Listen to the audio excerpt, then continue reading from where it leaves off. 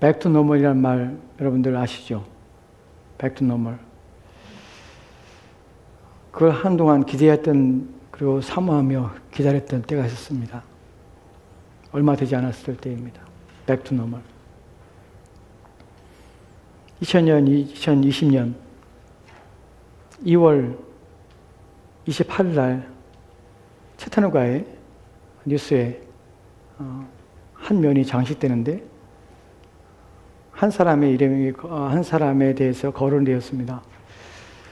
채타누가 뉴스 타임즈에 보면 그때 제가 그걸 읽고 기억했던 또 생각했던 기억이 나는데 2020년 2월 28일 날 채타누가의 첫 코로나 확진자가 발표가 되었습니다. 그분은 성공의 신부였습니다. 채타누가 다운타운에 성공의 교회가 있는데 거기에 신부님이 다른 주에서 루이스빌에서 있었던 교구 모임에 다녀오신 후에 감염이 되었습니다. 그 사실을 모르고 19일 날, 22일 날 결혼식과 또한 전체 모임을 인도합니다. 그것이 이제 뉴스 신문에 지면에 처음으로 등장했습니다.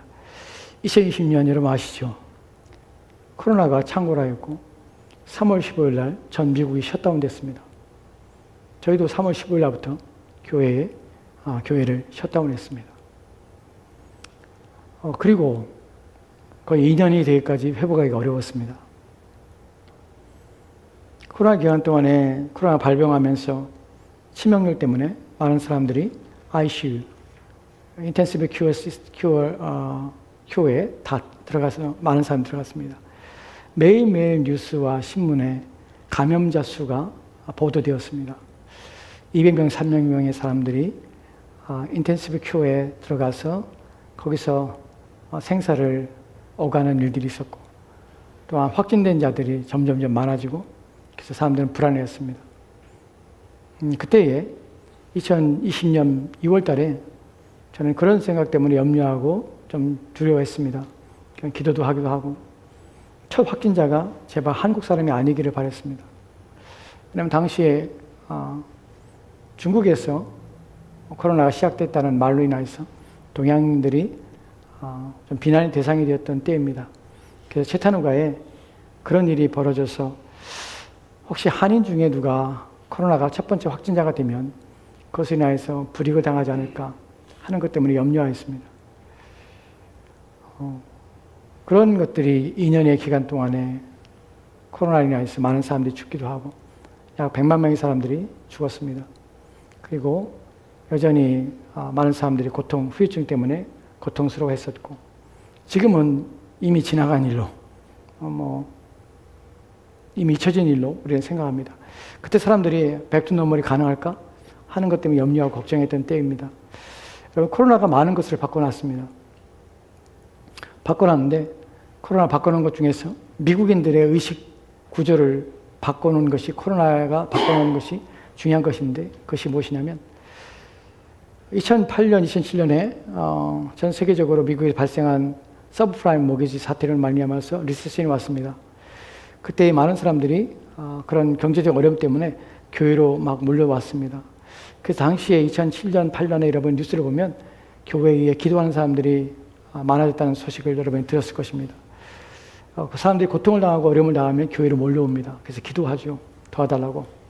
근데 2020년 코로나 이후에 교회는 더 이상 사람들이 오는 것이 아니게 되었습니다. 통계에 의하면 한국 교회는 약 많게는 30% 이상이 아직 코로나 이후에 교회를 나오지 않습니다. 미국에서는 여전히 미국도 마찬가지입니다. 코로나 이후에 많은 것들이 일상을 바꿨고 사람들의 신앙에 많은 영향을 줬습니다. 왜 똑같은 어려움인데 왜 그랬을까?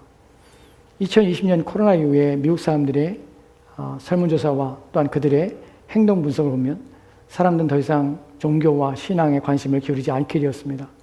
왜냐하면 코로나를 통해서 죽음이 일상이 되었고 또한 매일 들려오는 소식이 되었고 자기도 그런 어려움에 위기에 처할 수 있다는 사실들을 인식하는 순간에 그리고 쿼런틴 갇혀서 더 이상 사람들 비대면 접촉하지 않는 상황에 이르렀을 때에 자기의 생명의 위협을 느끼고 삶에 대해서 고민하며 걱정하며 근심하였습니다.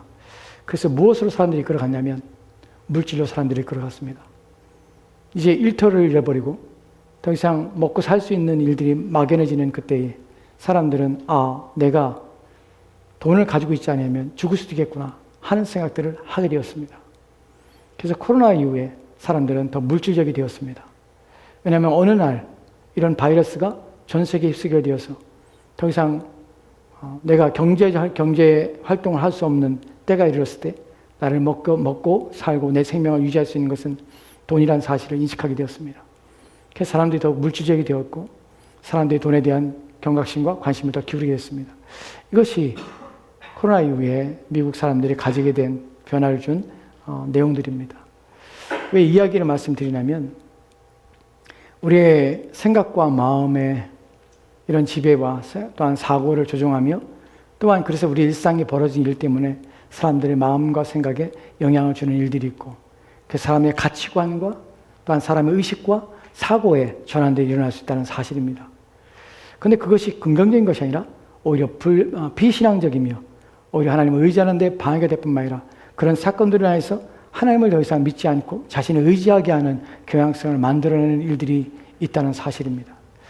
그런 것들이 이 세상을 지배하는 우리가 지금 말씀을 듣고자 하는 내용들 속에서 우리가 주의와 경각심을 가져야 되는 것이 바로 이런 내용들입니다. 오늘 우리가 먼저 살펴볼 말씀은 마태복음 6장의 13절 말씀에 이런 말씀이 있습니다.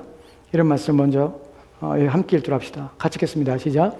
우리를 시험에 들게 하지 마옵시고 다만 악에서 구하옵소서. 아멘. 본문은 예수님께서 우리에게 주기도문 어떻게 기도해야 됩니까? 라는 내용 속에서 기도를 어떻게 해야 되는지에서 말씀을 우리 가운데 가르쳐주는 내용입니다. 그 가운데서 중요한 것이 마지막 우리가 살펴볼 것이 뭐냐면 다만 악에서 구하옵소서라고 번역되었습니다. 한글 성경에 다만 악에서 구하옵소서라고 우리가 읽을 때에 어떤 느낌을 받냐면 죄를 짓지 않게 하옵소서, 죄에서 우리를 건져내시옵소서, 더 이상 죄가 우리를 지배하지 못하게 없어서 라는 것을 우리는 받아들입니다. 왜냐하면 다만 악에서 우리를 구하여 주옵소서, 죄를 짓지 않게 하옵소서라는 것을 들리기 때문에 그렇습니다. 그건 사실은 원문의 의미는 그런 의미가 아니에요. NIV에서는 뭐라고 그랬습니까? But deliver us. 어디서부터? From the evil one. 악한 자로부터 우리를 구원하시옵소서라고 번역합니다. 왜냐하면 이 본문의 의미가 바로 그런 의미이기 때문에 그래요.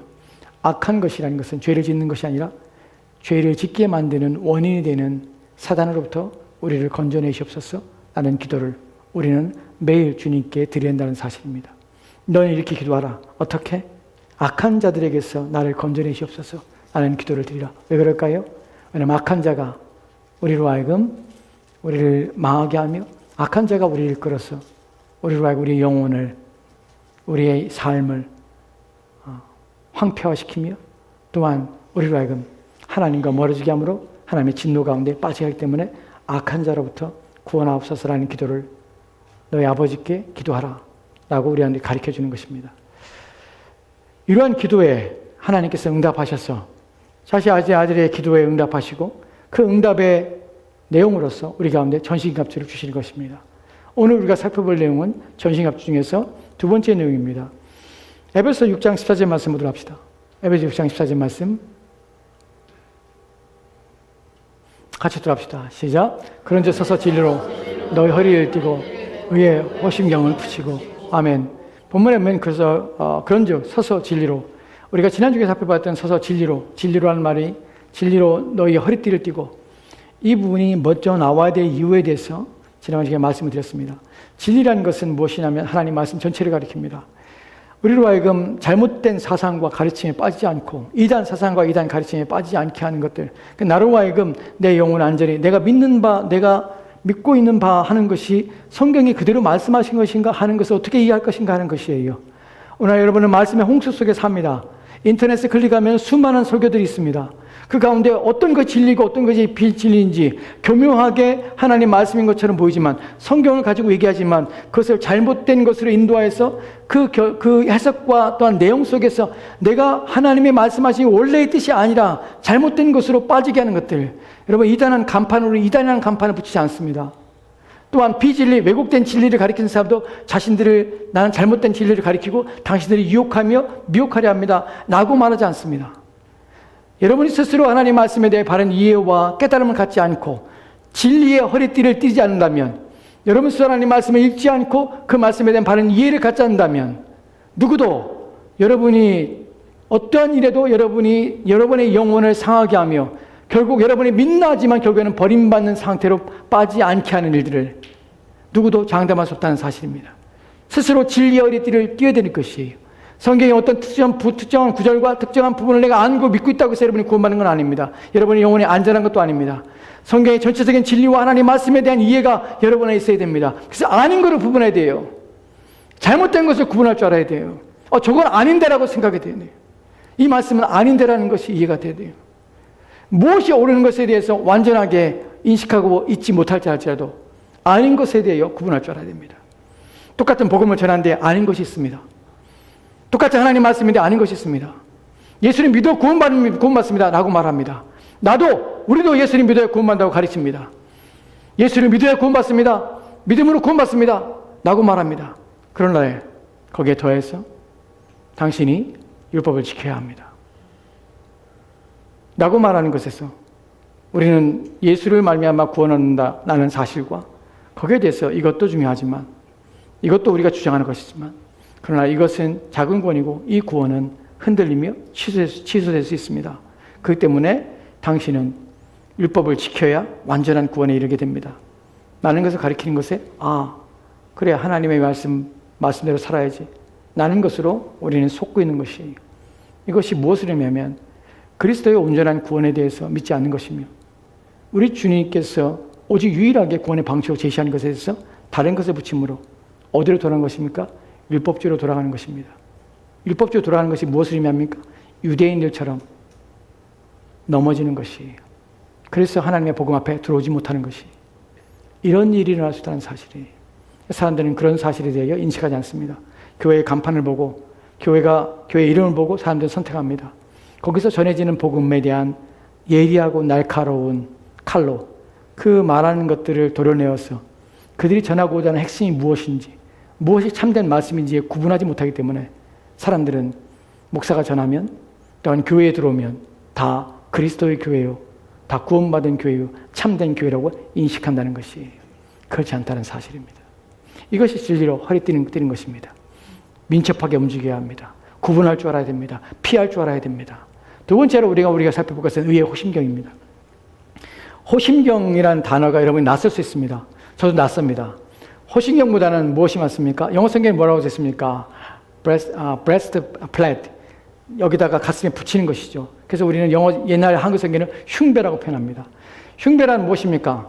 가슴, 상부와 하부를 모두 다 보호하는 장비입니다. 바울이 사용할 때 로마 병사들을 생각했습니다.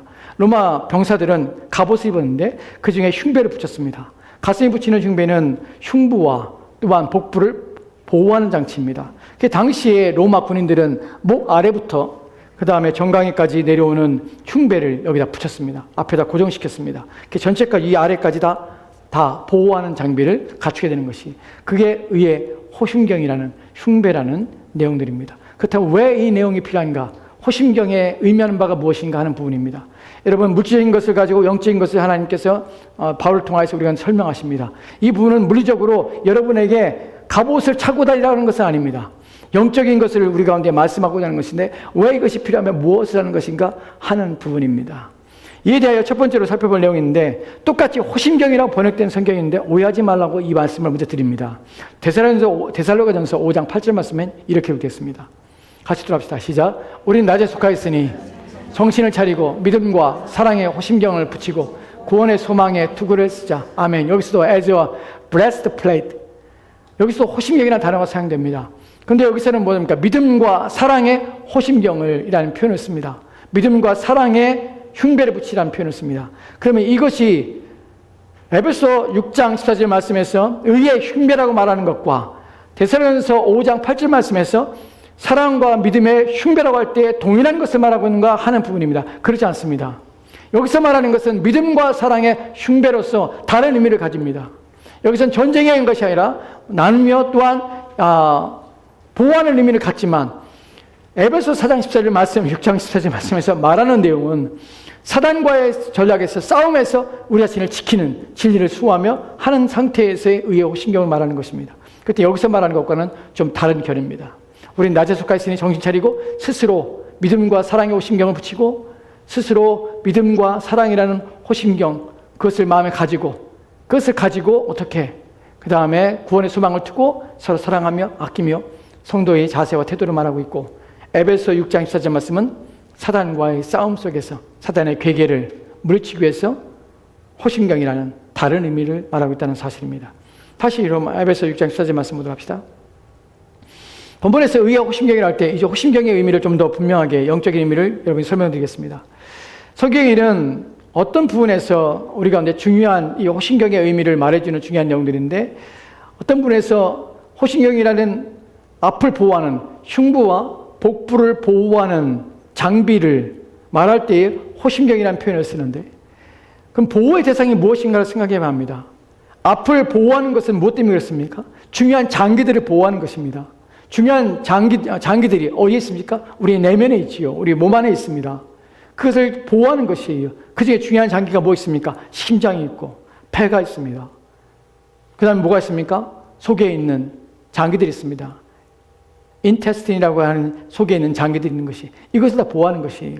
성경에는 놀랍게 이런 것에 대해서 설명하는 구절들이 있습니다. 성경 보도록 할까요? 시편입니다. 16편에 시편 16편 7절 말씀에 이렇게 기록됐습니다. 같이 읽겠습니다. 시작. 나를 훈계하신 여호와를 송축할지냐 밤마다 내 양심이 나를 교훈하도다. 아멘. 시인이 고백합니다. 나를 훈계하신 여호와를 송축할지다. 밤마다 내 양심이 나를 교훈하도다 합니다. Even at night my heart instructed me. 밤에도 나의 마음이 instruct me라고 표현했습니다. 여기서 양심이라고 한 것 성경에 번역되었는데 사실 이 단어는 원래 의미는 신장입니다. 신장이 뭡니까? 콩팥이죠. 콩팥이 나를 가르칩니다. 라고 표현했습니다. 여러분 어떻게 사람 신장이 나를 교훈합니까? 신장이 나를 교훈하는 것이 이게 가능합니까? 가능하지 않죠. 이런 의미를 표현하고 있는 것을 생각해 보셔야 돼요. 왜 히브리인들은 이런 표현을 쓸까? 신장이 나를 교훈합니다. 라는 표현을 쓸까 하는 부분이에요. 또 다른 성경 구절이 있습니다. 예레미야서 31장에 20절 말씀에 이렇게 기록되었습니다. 같이 합시다. 시작. 에브라임은 나의 사랑하는 아들 기뻐하는 자식이 아니라 내가 그를 책망하여 말할 때마다 깊이 생각하노라. 그러므로 그를 위하여 내 창자가 들끓으니 내가 반드시 그를 불쌍히 여기리라. 아멘. 본문에 보면 에브라임은 나의 사랑하는 아들 기뻐하는 자식이 아니냐. 사랑하시고 기뻐하신 자식이라는 것이죠. 내가 그를 책망하여 말할 때마다 하나님 책망하십니다. 그리고 책망의 말을 할 때마다 깊이 생각하노라. 그리고 그 다음에 그러므로 그를 위하여 내 창자가 들끓으니 내 창자가 들끓다는 표현을 씁니다. 왜 창자가 들끓입니까? 내가 반드시 그를 불쌍히 여기리라. 그를 사랑하고 그를 아낍니다. 그래서 그를 책망합니다. 책망하는데 불구하고 자신의 창자가 들끓는 것이에요. 여러분 애간장이 녹는다는 표현을 쓰죠. 애간장이. 창자가 들끓어요. 하나님 창자가. 왜 창자가 들끓습니까? 왜냐하면 불쌍이기 때문에 창자가 들끓는 것이에요. 동물의 창자라는 표현을 씁니다. 이 창자라는 이 표현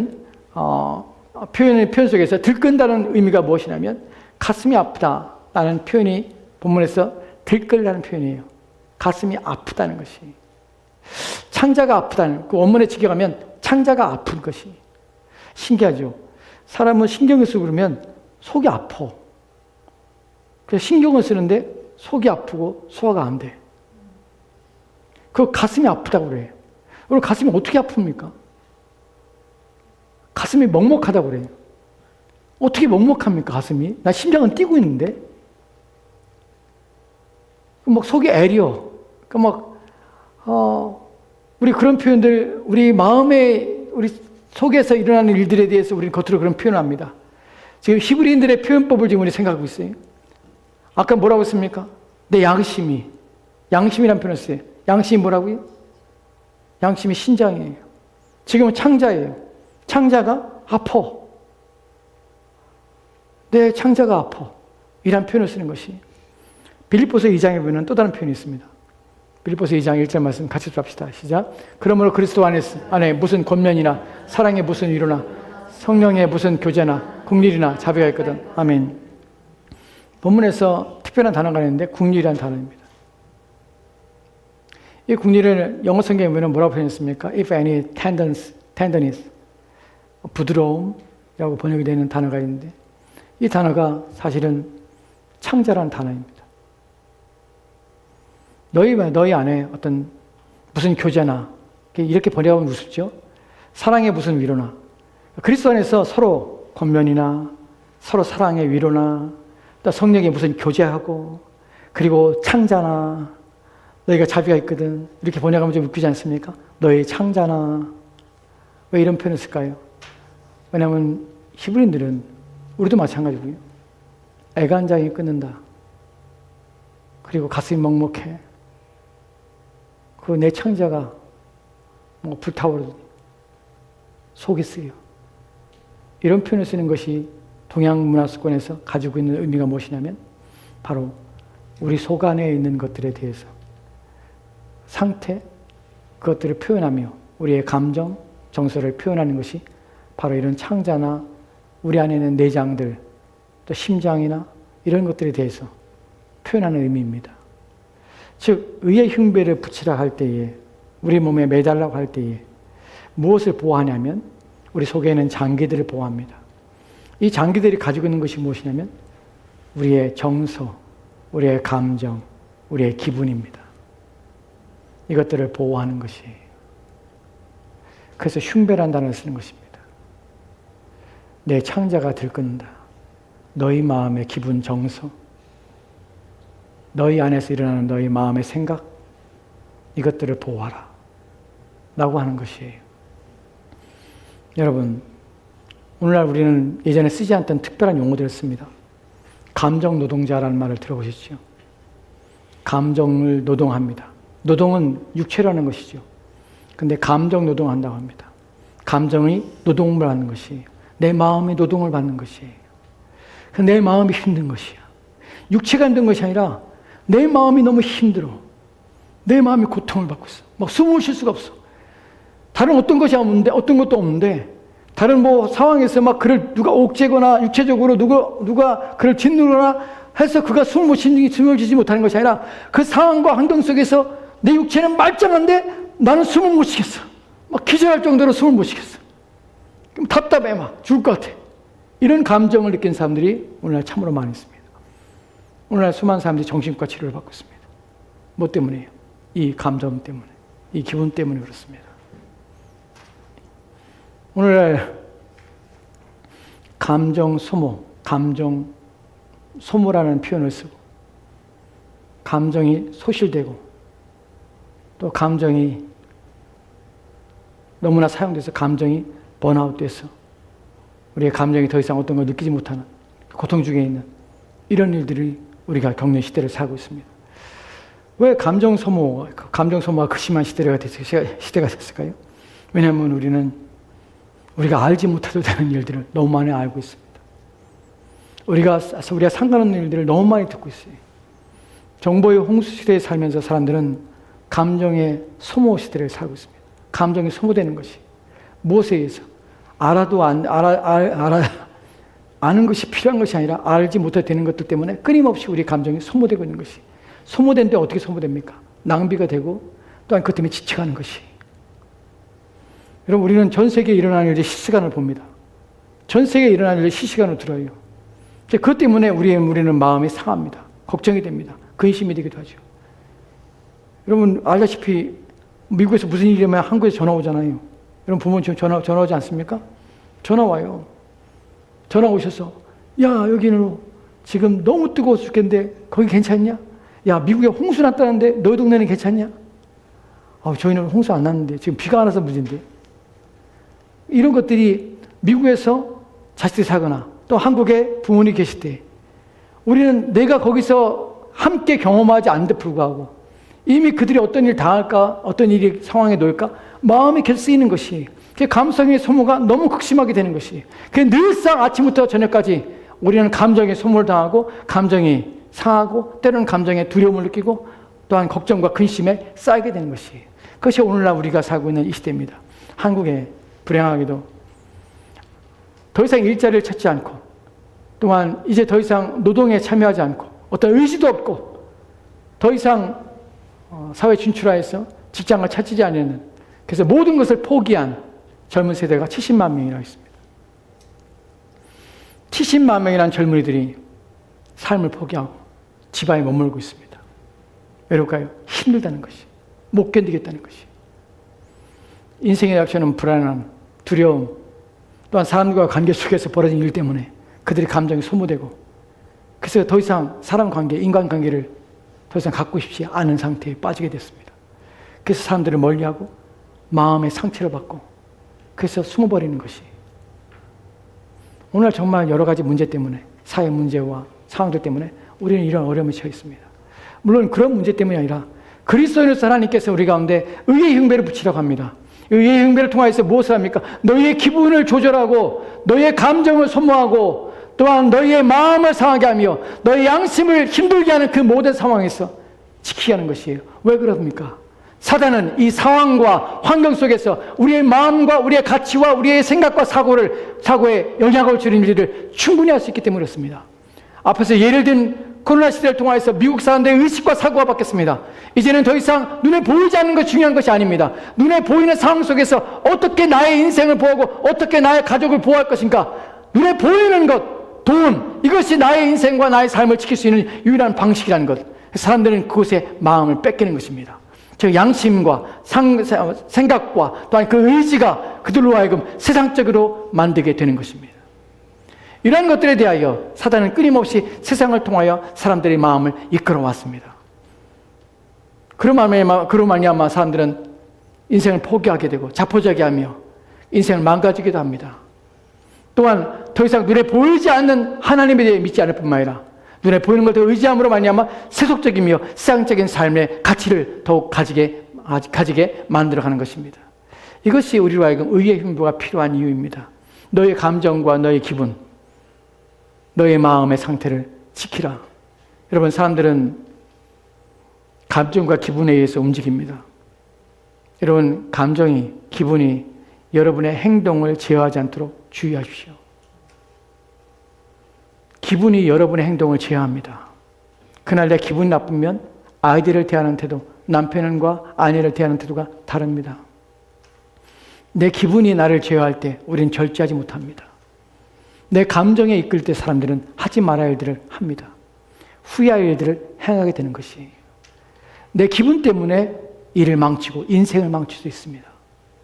그 때문에 자신의 기분과 감정이 내 행동을 제어하지 못하도록 주의를 기울여야 합니다. 무엇이 그렇게 합니까? 의의 흉배가 여러분의 기분과 감정을 다스려서 여러분을 하여금 여러분 인생을 지키게 하는 것이에요. 감정에 따라 막 살고 기분에 따라 살고. 여러분 한 12, 13년 전부터 욜로라는 그 말이 유행하면서 젊은이들이 욜로족이라고 인생은 한 번뿐이다. 그래서 내가 하고 싶은 대로 인생을 살자 하는 것에 왜냐하면 자포자기가 되니까, 자포자기가 포기되고 미래가 안 보이니까, 불확실하니까. 그러니까 오늘 지금을 즐기자 하고 욜로족들이, 많은 청년들이 그런 것들을 막 어디가 여행 가고 돈 벌어서 그걸 가지고서는 막 좋은 옷을 사고 좋은 데 가서 먹고 막 이런 쓰는데 유행했습니다. 근데 요즘 들려오는 소식들을 여러분 뉴스에 듣습니까? 욜로족으로 자기 인생을 10년, 12년 전에 그렇게 살았던 사람들이 지금은 미래가 없고 불확실 속에서 비참하게 자기의 중년을 보내고 있다는 사실이, 자기의 중년을 아무런 준비 없이 인생을 보내고 포기하며 인생을 살고 있다는 것이. 왜요? 정서와 감정이 지배받아서 더 이상 보이지 않는 미래 때문에, 불확실 때문에 그들의 삶에 대해서 오늘 지키자라는 것에 빠져버린 것입니다.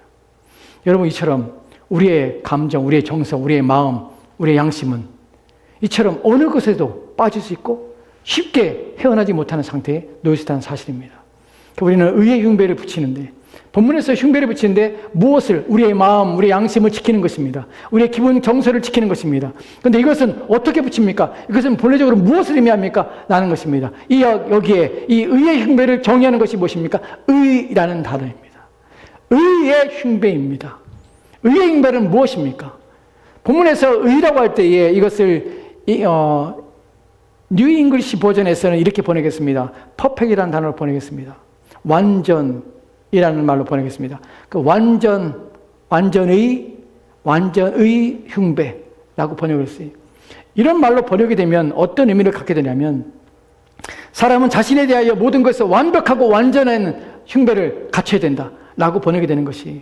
그럼 자신의 의, 자신의 온전함, 자신의 모든 것을 완벽함, 이런 것들에 흉배를 붙이라라는 것이 됩니다. 그럼 과연 인간이 그럴 수 있을까? 라는 부분이에요. 하나님께서 우리 가운데 완전하라고 요구하지만 그것이 우리 힘으로 가능한가 하는 부분이에요. 우리 스스로 완전할 수 있는가 하는 부분이에요. 그 완전함을 가지면 두려울 것이 없는가 하는 부분입니다. 그러나 성경은 그렇게 말하고 있지 않습니다. 이사야 64장 6절 말씀에 이렇게 기록됐습니다. 같이 들어갑시다. 시작. 무릇 우리는 다 부정한 자 같아서 우리의 의는 다 더러운 옷 같으며 우리는 다 잎사귀같이 시들므로 우리의 죄악이 바람과 같이 우리를 몰아가나이다. 아멘. 보면은 무릇 우리는 다 부정한 같아서, 우리는 다 부정한 자 같아서, 온전치 않은 자 같아서 우리의 의는 다 더러운 옷 같으며, 우리가 아무리 의롭게 산다 해도, 아무리 우리가 완전한 삶을 추구한다 할지라도 우리는 우리 스스로 완전할 수 없다는 사실이에요. 우리의 의는 다 더러운 것 같습니다. 누구 앞에? 하나님께 그렇습니다. 우리는 스스로 완전할 수가 없는 것이에요. 그렇다면 성경에서 의의 흉배를 붙이라 할 때 의란 퍼펙트입니까? 아니란 사실이에요. 그 의란 무엇입니까? 만약에 의가 완전한 스스로 의로움이라는 것이라면, 자신이 만든 의라면 그것을 붙이라고 한다면, 내 삶을 온전히 하라, 내 삶을 바르게 하라, 그것을 붙이라 라고 한다면, 그래서 내 마음을 지키고 생각을 지키라 라고 한다면 누구도 이것이 가능한 사람은 없습니다. 왜냐하면 우리의 의는 다 더러운 옷과 같은 것이기 때문이에요. 그럼 무엇을 말하냐 하는 것이죠. 이에 대하여 설명하는 것이 있습니다. 빌립보서에 보면은 3장 4절과 4절 말씀 이렇게 읽겠습니다. 같이 들어갑시다. 시작. 그러나 나도 육체를 신뢰할만 하며 말 누구든지 다른 이가 육체를 신뢰할 것이 있는 줄로 생각하면 나는 더욱 그러하니라. 아멘. 본문에 바울이 말합니다. 나도 육체를 신뢰할만 하다. 나 육신적으로 나 잘났어라는 것이에요. 나 똑똑해. 나 누구보다 뛰어나 라고 말하는 것이, 말 누구든지 다른 이가 육체를 신뢰만 하다면, 자신의 육체를 자랑한다면, 자신의 삶을 자랑한다면, 자신의 온전함을 자랑한다면, 자신의 발음을 자랑한다면, 그렇다면 나는 더욱 그러하니라. 내가 경주하리라. 나와 한번 붙어봐. 네가 스스로를 의롭다면, 스스로 네가 온전하다면 나와 붙어봐. 나는 더 할 수 있어.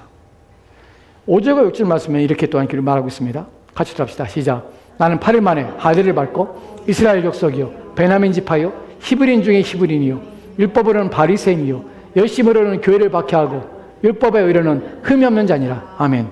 내가 왜 자랑하만 하냐면, 나는 8일 만에 하늘을 밟고 이스라엘 족속의 베냐민 지파요 히브리인 중에 히브리인이요 율법으로는 바리새인이요 열심으로는 교회를 박해하고 율법에 의로는 흠이 없는 자라. 난 율법의 의에 대해서도 흠이 없는 자라 라고 말할 만큼 나는 자신 있어 라고 말하는 것이에요.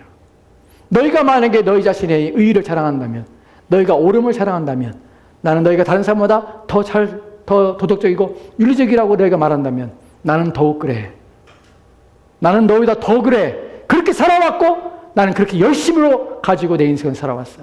너희가 도덕과 윤리를 가지고 내게 말하지 마. 그것은 내게 있어서는 내가 너희보다 더 뛰어나 라고 말하는 것이에요.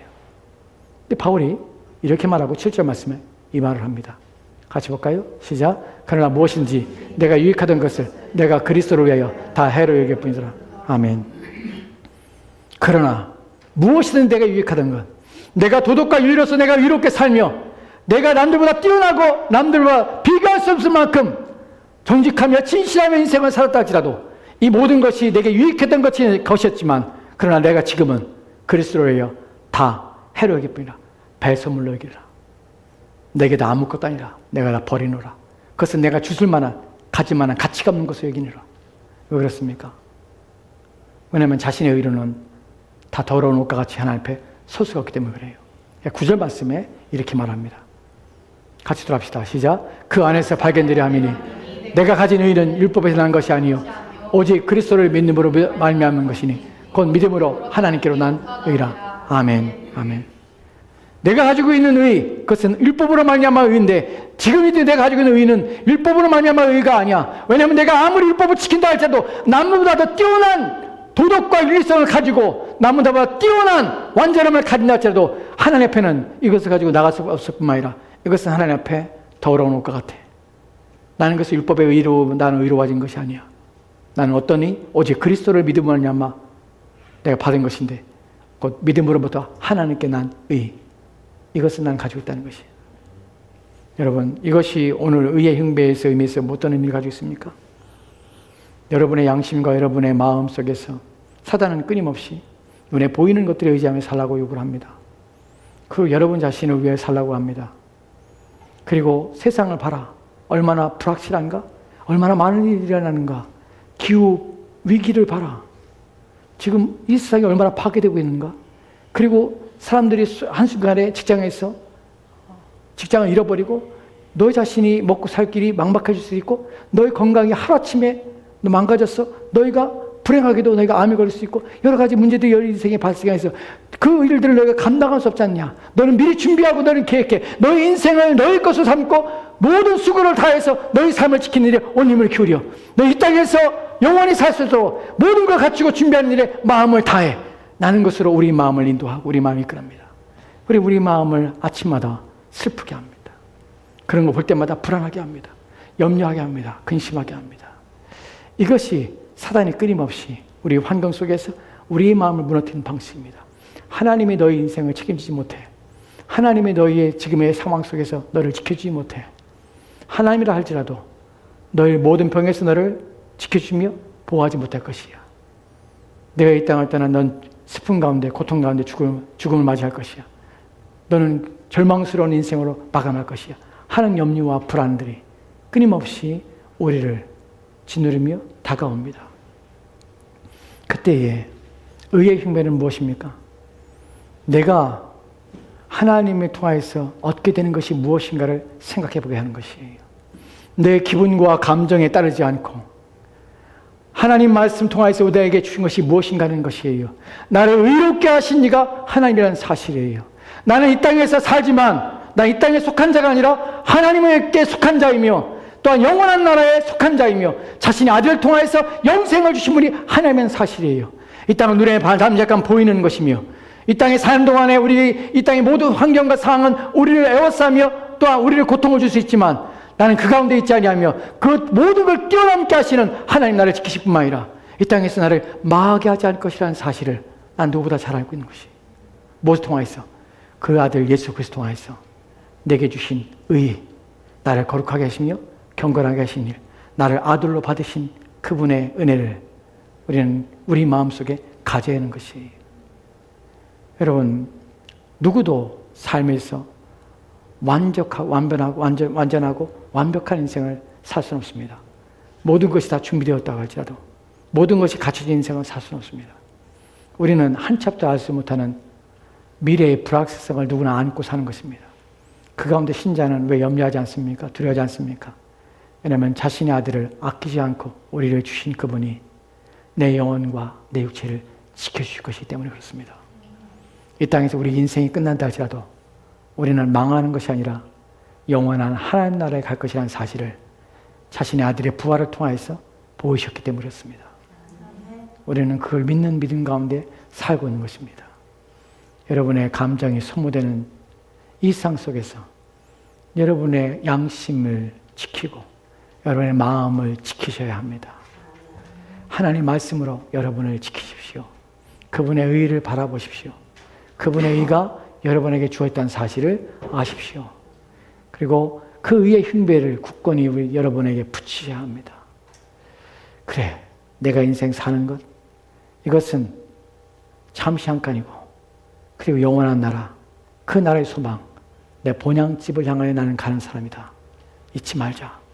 오늘 일에 일희일비하지 말자. 오늘 내가 감정이 내 행위를 주관하지 못하도록 하자. 오늘 내 기분이 내 행동을, 내 삶을 지배하지 못하게 하자. 비록 슬픔에 이르실지라도 그것이 지나갈 것이며 아무것도 아니라는 것. 왜냐하면 영원한 나라에 나는 참여하며 그 복을 이미 받았다는 사실, 자신의 아들을 통하여 나를 의롭게 하신 그분 앞에 설 것이라는 사실.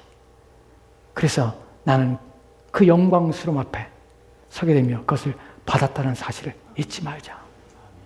오늘도 나는 내 기분을 따라 살지 않냐고, 내 감정을 따라 살지 않냐고, 내 눈을 보는 것 따라 살지 않냐고, 보이지 않는 영원한 나라를 바라보며 그 나라의 참여한 자로 감사하며 기쁨으로 내 인생을 살자. 라는 것이 하나님 말씀 속에서 의의 흉배를 우리 안에 붙이는 것입니다. 그리스도께서 죽으심으로 그분의 의를 우리가 내주셨다는 사실을 기억하십시오. 우리를 구원하시기 위해 죽으셨습니다. 여러분이 그리스도 안에 있으면 안전하다는 사실을 기억하시고 믿고 신뢰하십시오. 기도합시다. 하나님은 우리가 주의 말씀을 통하여서 의의 흉배를 붙이라 우리 가운데 주셨으면 합니다. 우리의 마음, 우리의 양심, 우리의 기분, 또한 우리의 감정, 이것들이 우리의 행동에 제어하며 행동을 지배하지 않도록 주여 도와주옵소서. 우리 가운데 자유함을 주옵소서. 세상 가운데 살지만 세상에 속하지 않은 자의 자유함을 주옵소서. 다른 어떤 것에 지배받지 않게 도와주옵소서. 다른 어떤 것에 이끌려서 우리 인생을 망가지게 하며 우리 인생의 실패와 절망 가운데 빠뜨리지 않도록 주여 도와주옵소서. 오직 주님 주시는 의를 받은 말미암아 우리가 그분 안에 있음을, 그분이 우리를 위해 죽으셨음을 기억하게 도와주옵소서. 우리는 이 땅에서 나의 의로움 때문에, 나의 행위 때문에 구원받는 것이 아니라 그리스도 예수를 믿음을 말미암아 구원받는 사실을 기억하며 변하지 않는 그분의 약속 가운데 있음을 기억하게 도와주옵소서. 이러한 확신과 소망이 우리가 넘치게 소망하며 감사를 드리며 예수님 이름으로 기도합니다. 아멘. 다 같이 찬송합시다.